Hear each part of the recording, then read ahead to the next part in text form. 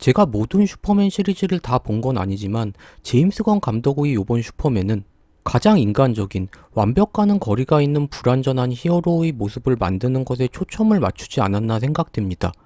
인간이 아닌 다른 별에서 온 이방인, 하지만 인간보다 더 특별한 능력을 가진 완벽한 존재처럼 보이지만 평범한 인간과 크게 다르지 않은 제임스 건이 만든 요번 슈퍼맨의 모습은 이 시리즈가 우려먹을 대로 우려먹은 진부한 모습을 다시 재현한 그냥 전향함도 있긴 했지만 다시 한번 우리가 알고 있는 필요성 있는 이야기를 총정리해본 리부트가 아니었나 생각합니다. 어쩔 수 없는 식상함이 있긴 했지만 완벽하지 않은 인간적인 히어로의 모습을 다시 보여준 요번 슈퍼맨 리부트 엄청나게 재밌었다라고 평가할 수는 없지만 제임스 건 감독이 표현해준 히어로 슈퍼맨의 모습은 완전하지 않은 일반 사람들과 크게 다르지 않음을 보여주면서 저는 현실 공감대를 많이 느꼈던 것 같습니다. 그럼 기본 줄거리부터 정리하며 자세한 리뷰 시작해보기로 하겠습니다. 미국의 동맹국 보라비아는 자한 루프를 침공하고 신문기자 클라크로 신분을 숨기고 살아가는 슈퍼맨은 보라비아가 자한 루프 사람들을 학살하려는 것을 막기 위해 보라비아를 공격합니다. 그래서 미국의 법무부 장관은 동맹국인 보라비아를 공격한 슈퍼맨의 외교를 문제 삼아 그를 재판하려 하지만 미국의 모든 시민들에게 사랑받는 슈퍼맨이기에 그를 재판하는 것은 민심이 허락치 않아 사실상 재판은 쉽지 않았는데요.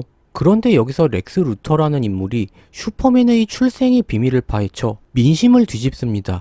렉스는 미국의 동맹국인 보라비아의 전쟁 무기를 판매하는 대기업의 오너인데 보라비아를 공격한 슈퍼맨 때문에 자신의 사업에 타격을 입어 렉스 루터는 슈퍼맨에게 안 좋은 감정이 생겨 메타휴먼을 이용해 슈퍼맨을 파괴하고 인간 사회에서 슈퍼맨을 매장시키려는 것이었는데요. 그래서 슈퍼맨에게 안 좋은 프레임을 지워 슈퍼맨을 제거하려는 이 시리즈의 메인 빌런입니다.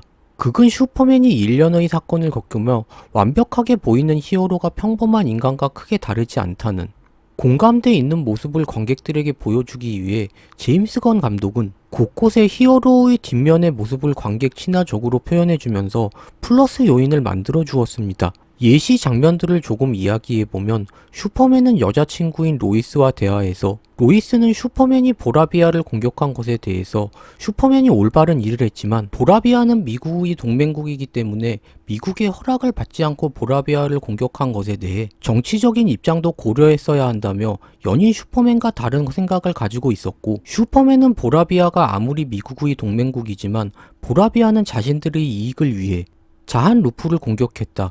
나는 이것을 잘못된 일이라 규정한다고 말하며 자신과 다른 생각을 가진 연인 로이스에게 그렇게 자상하고 온화한 모습만을 보여주던 슈퍼맨이 연인 로이스에게 언성을 높이며 말다툼을 하는 장면이 있는데 저는 슈퍼맨의 이런 인간적인 모습을 한 장면이 공감대 있게 다가와서 좋았습니다. 인류를 위해 일하는 완벽한 줄만 알았던 슈퍼맨과 평범한 여자 로이스와의 말다툼하는 장면은 평범한 연인 사이의 모습으로 다가왔고 이성적으로 대화하는 여친 로이스에게 감성적으로 호소하다 통하지 않아 삐진 채 로이스의 집을 나선 슈퍼맨의 모습은 그냥 사랑하는 여자에게 인정받고 싶은 평범한 남자의 모습 같아 공감대 있게 다가왔습니다. 그리고 이런 장면들을 오바스럽지 않게 연출해준 점도 좋았습니다. 이성적인 여친에게 호소도 하고 언성도 높이다 안 통해 여친의 집을 나선 슈퍼맨의 모습은 딜레마에 빠진 현실적인 그냥 보통 남자의 모습이었습니다. 제임스 건 감독은 첫 오프닝에서부터 다른 메타휴먼과 전투 중 싸움에서 패배한 초라한 슈퍼맨의 모습을 보여주면서 완전하지 않은 히어로, 사람들이 공감대를 가질 수 있는 인간적인 슈퍼맨의 모습을 표현하기 위해 많은 공을 들인 것 같습니다. 슈퍼맨은 인간의 관점에서는 외계인 이방인이기도 하고 이방인인 슈퍼맨은 인간에게 미움받는 존재이기보다 사람들에게 사랑받는 존재로 지구에서 살기를 원하며 그러기 위해 슈퍼맨은 인간 사회에 섞이기 위해 공부를 하고 어찌 보면 여기서부터 슈퍼맨은 벌써 완벽하지 않은 존재라 할 수 있죠. 그런 완벽하지 않은 슈퍼맨이 자신을 낳아준 부모님이 남긴 메시지를 듣고 자신이 가진 신념과 다른 뜻을 가진 친부모의 의중을 알게 돼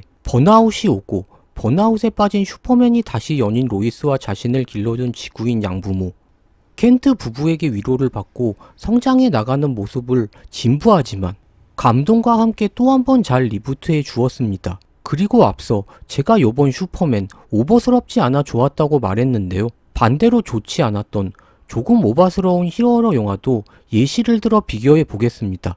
슈퍼맨과 반대로 오버스러웠던 히어로물은 저는 최근 개봉했던 썬더볼츠였습니다. 슈퍼맨도 어떻게 보면 인간 세계에 적응해 인간들에게 사랑받으며 살기 위해 목숨 걸고 싸우는 이방인의 평범한 서민 부모님에게 키워진 그렇게까지 행복한 삶을 사는 인물이라고는 말하기 모호한 인물이죠. 썬더볼츠의 주인공들도 슈퍼맨과 마찬가지로 행복과는 거리가 있는 삶을 사는 히어로랑 공통 분모가 있다 생각되는데요. 그런데 이 DCU의 이웃집, MCU 영웅들의 불행 표현 방식은 대체적으로 비극을 희극적으로 표현하는 역설적인 방법을 사용하면서 저는 오버스럽게 다가와 그런 부분이 그렇게 좋게 다가오지는 않았습니다. 예를 들면 썬더볼츠의 주인공 옐레나, 아버지에게 버려지고 고아원에서 원치 않는 암살자 수업을 받으며 불행한 삶을 살고 있는 비극적인 인물이죠. 그런데 MCU는 이 비극적인 인물을 너무 오버스럽게 표현해주고 있어 저는 옐레나라는 캐릭터가 매력적인 인물임에도 중간중간 나오는 옐레나의 과한 드립과 과한 퍼포먼스 때문에 공감대가 떨어지며 너무 비극을 희극으로 승화하기 위해 캐릭터를 지나치게 상업적으로 표현한 것이 아닌가. 오버스러운 농담과 행동들이 나올 때마다 옐레나라는 캐릭터에 집중하기 힘들었는데요.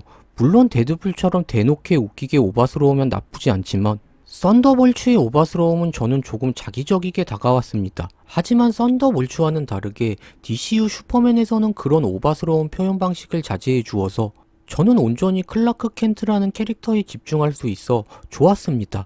조금 더 슈퍼맨의 장면들을 이야기해보면 연인 로이스와 사내 연애를 들키지 않기 위해 클라크가 직장에서 연인이 아닌 척 연극을 하는 평범한 남자의 모습을 맹목적 웃음을 주기 위해 오버스럽게 표현하지 않았고, 폭력은 인간에게 미움받는 나쁜 행동이란 신념을 가진 슈퍼맨이 자신의 남극 안식처를 찾아가 메타휴먼을 시켜 모든 것을 파괴하고 자신의 반려견 클립토를 훔쳐간 인간 렉스 루터에게 폭력을 자제하고 주변에 물건만 던지는 방법으로 자신의 신념을 버리지 않는 선에서 분노를 표출하면서 어린 아이 같아 보일 수 있는 슈퍼맨의 모습을 신념으로 인한 절제로 아이와 어른 사이를 오간 듯한 순간 입체적으로 표현된 슈퍼맨의 모습도 좋았고, 겉으로 보기에는 완벽해 보이지만 시행착오를 거치는 불완전한 히어로의 모습을 블랙 코미디란 명목으로 썬더볼츠의 히어로들처럼 오바스럽지 않고 자연스럽게 극을 만들어준 점 좋았습니다. 하지만 요번 슈퍼맨이 시리즈의 시리즈를 거듭한 작품이라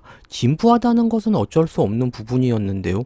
영화가 명작 또는 수작으로 거듭나는 확률을 높이려면 일단 새로우면서 재미가 있어야 한다고 저는 생각하는데, 그런 면에서 리부트 슈퍼맨이 사볼 같은 작품이기 때문에 수작이라 평가할 수는 없겠지만 분명히 공감대가 주는 재미라는 것이 영화에서 존재하는데, 동전의 양면이 있듯 완벽한 얼굴과 외모, 인간을 뛰어넘는 신체 능력을 가진 이방인 슈퍼맨은 어떤 고민을 가지고 있을까?